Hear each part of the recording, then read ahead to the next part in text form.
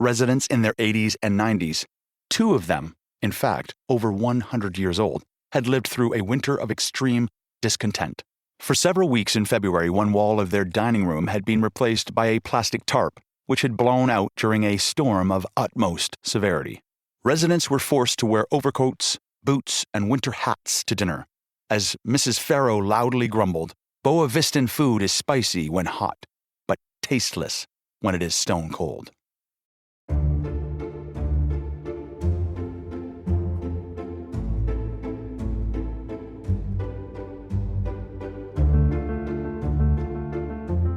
Welcome to The Claims-Free Architect, the podcast that helps architects understand risk and protect themselves and their practice from claims by learning crucial lessons from our archive of over 6,000 past insurance claims.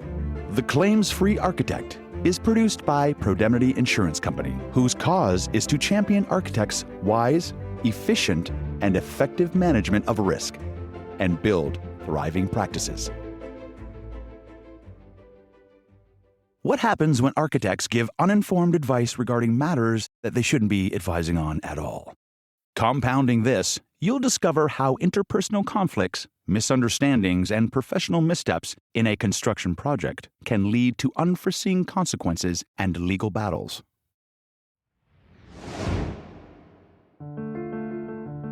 Help your colleagues protect your firm from allegations of errors, omissions, or negligence that may arise from the practice of architecture by sharing the wisdom from our stories.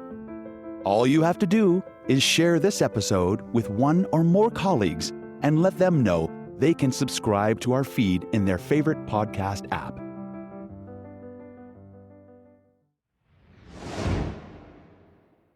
In this story, the lowest bidder is awarded the construction contract, but then fired when their relationship with the architect sours. The firing, which is on extremely questionable grounds, results in unanticipated complications when the provider of the performance bond refuses to honor it. Meanwhile, as this business drama plays out, defenseless retirees are left shivering in the cold. This story is called The Boa Vistan Home. The Boa Vistan population in Canada is relatively small, consisting of maybe 10,000 souls, widely dispersed in small communities across the country. Members of the older generation speak little English, and the Boa Vistan dialect is understood by few non-Boa Vistans. As a result, the elderly population was becoming increasingly isolated, lonely, and impoverished. The Boa Vista Golden Age Trust was created by two philanthropic expats, the honorary consul Mrs. B. Farrow and business entrepreneur Mr. A. Lagos, both successful business people as well as acknowledged community leaders, with the aim of providing a suitable environment for their aging compatriots. To this end, they purchased a large mansion and converted it to a retirement home, which served the community well for 30 years or so. But the number of hardy senior Boa Vistans had grown, and the facility was now bursting at the seams. The trust commissioned the architects Sullivan and Kraft to design an extension to the existing facility as a bedroom wing and to alter the main house as living, dining, and recreation areas. Mrs. Farrow and Mr. Lagos acted as the de facto clients for the project, to whom the architects would report. Once the design had been approved, the project was put out to tender. The lowest and winning bid was submitted by Alistair Gordon McPride, a local general contractor. The amount, including both the new wing and alterations to the existing mansion, was just under $3 million. As the construction work proceeded, McPride showed himself to be surly and frequently uncooperative. The clients, growing disenchanted with McPride and his work, were looking for an excuse to fire him. Finally, an unexplained delay, close to the completion of the project, provided the justification they needed. The contractor was summarily dismissed and a new contractor, Leo Slanger Limited, was hired to finish the job. Slanger, who had originally been the highest bidder, added an extra $400,000 to McBride's original price. McBride was furious and promptly sued. In his statement of claim, McBride stated that he had been improperly dismissed. The so-called delay, which had provided the justification for his dismissal and for which he was claiming additional payment, was the fault of the architects, whose drawings were full of errors and whose administration of the job had been chaotic and arbitrary. Furthermore, the previously unblemished record of the McBride family business had been severely damaged, and this was also compensable. The claim included damages relating to payment of holdback owing, delay costs, punitive damages, reputational harm, etc. All in, it amounted to more than $1 million. In their defense, the trust pointed out that McBride had shown no concern for the physical well-being of the occupants during the disruptive renovations. Residents in their 80s and 90s, two of them, in fact, over 100 years old, had lived through a winter of extreme discontent. For several weeks in February, one wall of their dining room had been replaced by a plastic tarp, which had blown out during a storm of utmost severity. Residents were forced to wear overcoats, boots, and winter hats to dinner. As Mrs. Farrow loudly grumbled, "Boa Vistan food is spicy when hot, but tasteless when it is stone cold." The entire objective, they said, had been to provide a safe and comfortable environment for their residents. But instead, they had a living nightmare to deal with. Furthermore, the contractor had failed to perform to a schedule that enabled the managers of the home to provide a consistent level of care, and McBride had never offered a satisfactory explanation for the construction delay. It was in view of these perceived failures that the trust had decided that something needed to be done. But it was the architects, they stated, who were responsible for the turmoil that followed. On their architect's advice that the contractor's workmanship was unacceptable and that his failure to provide a proper schedule constituted a breach of contract, they terminated McBride's contract. It was the architect Herman Kraft who wrote the termination letter for them. On the architect's further advice, they had hired Leo Slanger and had written to the bonding company requesting the extra $400,000 that Slanger wanted to complete the job. Trotting out the most time-worn complaint of them all, Mrs. Farrow and Mr. Lagos claimed that the whole unfortunate situation existed because they had put themselves entirely in the hands of their architect and had been badly rewarded. The trust had decided to cross-claim against both the architects and the bonding company, taking the view that, in the event that the court agreed with McBride's wrongful termination allegation, they would simply say that they were only following their architect's advice.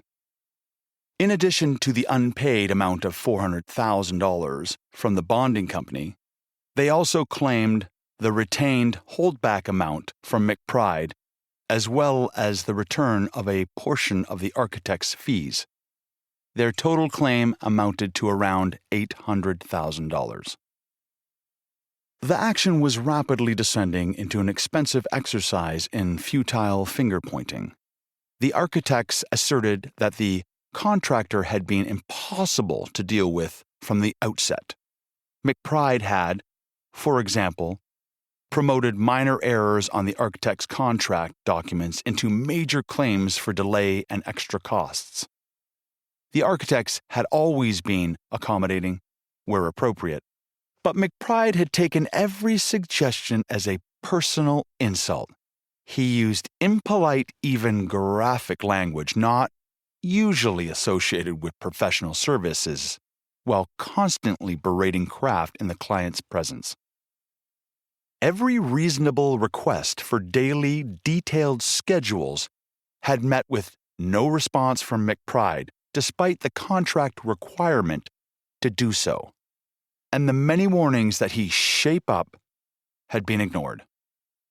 It shouldn't have been surprising to anyone that finally, out of desperation, the architect had suggested that McBride and his crew be fired and replaced by a more agreeable and dependable workforce.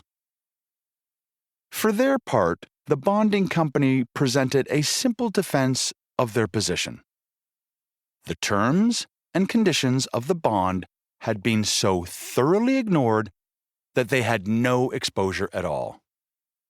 They had been given no notice by the obligee, i.e., the owner, prior to the termination of their principal, i.e., the contractor, as was required by the bond. As a direct result, they had been denied the opportunity to complete the work as they might determine. They further stated that there had been no breach of contract by the general contractor severe enough to justify his termination and trigger the bond. As far as they were concerned, McBride had, at all times, indicated his willingness to finish the job and was capable of doing so, both financially and physically. The bonding company appeared to be on safe ground. In the discoveries that followed, very little light was thrown on the matter, although considerable heat was generated. Both the architects and the general contractor saw the dispute in very personal terms. The contractor felt that he had been insulted and his family's name had been sullied. He had been ridiculed in the eyes of his peers, and future business had been placed in jeopardy. The architect Herman Kraft, a normally subdued and respectful professional, had been deeply hurt by constant accusations of arbitrariness and unprofessional behavior in front of his client during site visits. As could be expected, the clients, Mrs. Farrow and Mr. Lagos, acquitted themselves very smoothly, deflecting all blame toward the architects and the contractor, seeing themselves in such a saintly light that they were, in their own eyes, at least, entirely guiltless. But how would a judge or a jury view the participants in this action? A self-congratulatory pair of philanthropists versus a soft-spoken architect, a rough-and-tumble builder, and a glib financier. None of the parties fancied their chances in court, with the possible exception of McBride, who had foolishly convinced himself that his day in court would vindicate him. After some delay, all parties agreed to a mediation. The mediation was conducted by Justice Wyatt Exton, a very senior retired judge. All parties attended with their lawyers and insurers. Justice Exton had read the mediation briefs prepared by legal counsel for each of the litigants and was well versed in the matters likely to be raised, including the very personal nature of the positions to be taken. After the usual preamble, which he hoped would put the participants at ease, he asked each party around the long boardroom table to state their arguments. In his words, "Please state your case in a nutshell and try not to be contentious." Counsel for the plaintiff, McBride, started things off. From his client's point of view, the termination was completely unreasonable. The charge that he had failed to produce a schedule was untrue. He had, in fact, produced a general schedule that met the contract requirements, and any expectation of a day-by-day schedule was unreasonable. In a complex renovation job, you can never know exactly how much you can accomplish on a given day. And following the architect's drawings was a losing battle. Not only were the drawings, in his view, inadequate, but the architect Kraft was also impossible to please, and so on. As to McBride's incompetence, His counsel produced a dozen testimonials from architects who had worked with him, including senior members of the profession in the city and surrounding areas. All spoke highly of him. Throughout this impressive presentation, McBride sat glowering, showing his obvious distaste for the architect. Next on the bill, Pro-Demnity counsel admitted to certain minor errors in the documents, but pointed out that they had all occurred at the outset and would have been discovered before construction began if the contractor had observed the contract instructions to check the drawings thoroughly and verify all dimensions, etc., before initiating the work. The architects had felt fully justified in suggesting McBride's termination because their relationship with the contractor had deteriorated to the point that their professional participation was impossible. Kraft had even offered to resign as an alternative to firing McBride, but the trust had begged him to see the matter through. Regarding notification of the bonding company, Kraft recalled assigning this task to the board's legal counsel. The bonding company directed our attention to the wording of the bond. It was not difficult to see that the terms had been breached in the basic conditions. The bonding company was not liable for anything. Next up, the lawyer for the Golden Age Trust allowed his de facto clients, Mr. Lagos and Mrs. Farrow, to speak first. Mrs. Farrow, whose family coconut oil business and fleet of chartered tankers had brought wealth and prosperity to her homeland, portrayed the retirement home enterprise as a charitable undertaking. Having observed the suffering and loneliness of less enterprising compatriots in their old age, she had joined forces with Mr. Lagos, a highly successful optician with outlets from coast to coast, to do something about it. Together, they had founded the Boavistan Golden Age Trust and funded its startup. The two philanthropists had been referred to the architects Sullivan and Kraft through mutual business acquaintances. The firm had designed a few retirement homes in the area and enjoyed a sterling reputation. Mrs. Farrow and Mr. Lagos trusted them implicitly, to the extent that they had sunk $400,000 of their own money into the home. Now they wanted that money back, plus the $230,000 unreleased holdback, to compensate for the aggravation they and the hapless seniors had suffered. Dictionaries define mediation as an action between parties as to effect an agreement or reconciliation. At this point, the mediator, Justice Exton, saw that the best way to achieve agreement, compromise, and reconciliation, in other words, a settlement, was to dispatch each of the parties to separate rooms and speak with them individually in an attempt to extract some old-fashioned reasonableness.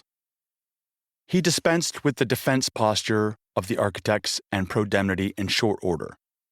The bellicose relationship between Kraft and McBride may have been unacceptable to the architect, professionally and personally, but it didn't constitute a breach of contract. Neither did their failure to produce a daily schedule. The contract merely called for a schedule, and the judge believed the plaintiff that a daily schedule would have been impossible to produce. The bonding company, meanwhile, was off the hook, except for a possible nuisance contribution. As for Mrs. Farrow and Mr. Lagos, Judge Exton persuaded them that the $400,000 was water under the bridge and that they had received value for money. If, on top of that, they retained the holdback, they would be in a win-win situation. Speaking at length with the contractor, Justice Exton realized that McBride was hurt and angry, and understandably aggrieved. Also that the preponderance of evidence was in his favor. This claim was not going to simply go away. He was in line for a substantial settlement. Finally and inevitably, the suggestion was made to the architects that were the matter to proceed to trial, they could very well be in the line of fire for the trust's total loss, in which case their contribution might be substantial. Opposing legal counsel hunkered down. Pro-Demnity was unwilling to pay more than half of what the contractor claimed as his minimum. McBride was adamant, but his opinion of lawyers by this time had sunk to the same level as his opinion of architects. So he also wanted to avoid a court battle. After an intense 4 hours of wrangling, we settled just below our estimated figure. For Pro-Demnity and the architects, this was a painful but positive outcome. On the surface of it, both the architects and the contractor appear to have acted badly. The contractor had fostered a hostile relationship with the architects, and his actions were counterproductive, although he had not committed any irreparable errors. The architects had not really committed any errors either, in a contractual sense, but there was no hope of defending the poor advice that they had offered to their clients. They had taken a direct role in convincing the trust to fire McBride and to hire Slanger. Then, they had such a poor grasp of the nature of performance bonds that they imagined that all they had to do was claim a breach of contract, and the surety would pay up, with no argument. Unfortunately, this is not how bonds or bonding companies work.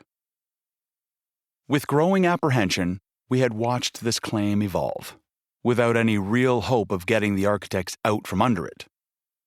In the end, however, we arrived at a settlement within insurance limits and avoided personal calamity for the architects, who nevertheless had a large deductible amount to pay, which they could not easily afford. Nonetheless, valuable lessons were learned. Lesson number 1. There are a few often neglected areas of practice in which architects should familiarize themselves. Bonds are near the top of the list. Lesson number 2. There are also areas of practice in which architects are not required to offer advice and should avoid doing so. Bonds are near the top of that list as well. Any advice to their clients on the matter should come from the client's lawyer. In this case, the architect's misunderstanding of how performance bonds work and the poor advice they offered as a result led to a painful and expensive claim. Lesson number 3. This case is a reminder of the importance of maintaining positive and constructive working relationships on a project and keeping things professional. This includes documents, personal interactions, and instructions. You can't always pick who you'll work with.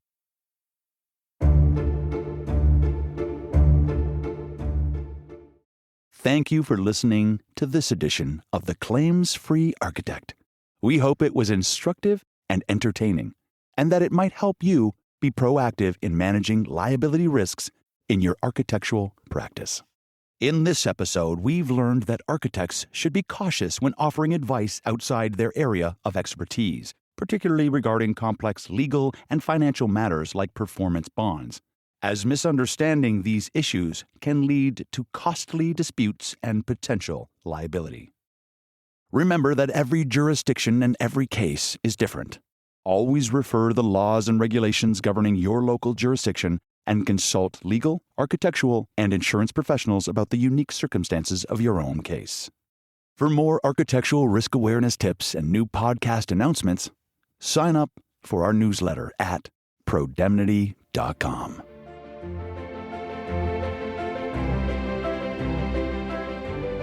If you liked this story, follow The Claims-Free Architect in your favorite podcast app. The original Pro-Demnity stories were written by David Croft and have been adapted for audio by Gordon Grice. The stories are performed by Liam Gadsby and produced by Revelator Studio, Toronto. The publisher and executive producer of the written stories and audio episodes is Pro-Demnity Insurance Company, Toronto. For more information, including the full legal disclaimer, visit Pro-Demnity.com.